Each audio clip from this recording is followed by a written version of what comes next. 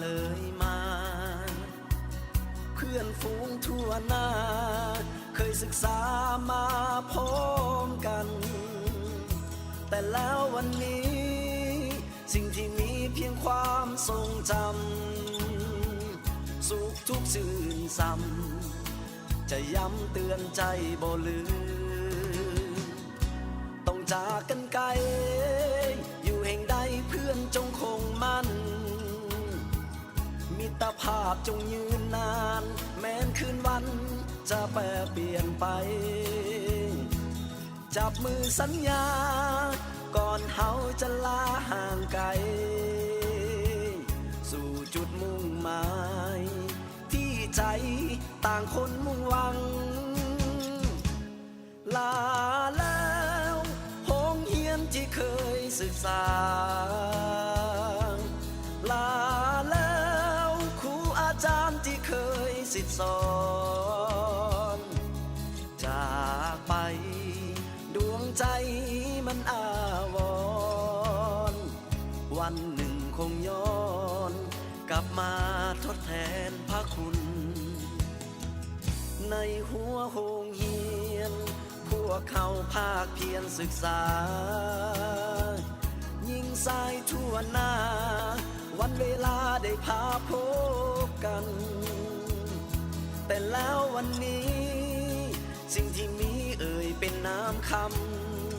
ำจากใจสั่นเฮาคงได้พบกันอีก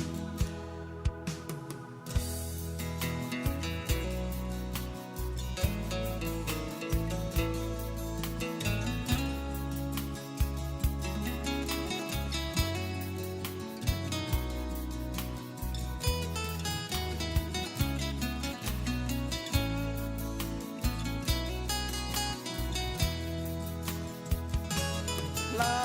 แล้วห้องเรียนที่เคยศึกษาลาแล้วครูอาจารย์ที่เคยสิทธิสอนจา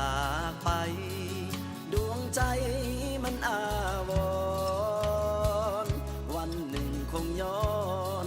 กลับมาทดแทนพระคุณในหัวโรงเรียนพวกเขาภาคเพียรศึกษายิ่งสายทั่วหน้าวันเวลาได้พาพบกันแต่แล้ววันนี้สิ่งที่มีเอ่ยเป็นน้ำคำจากใจสั่นเฮาคงได้พบกันอีกแต่แล้ววันนี้สิ่งที่มีเอ่ยเป็นน้ำคำจากใจสั่น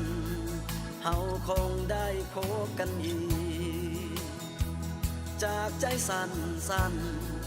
เฮาคงได้พบกันอีก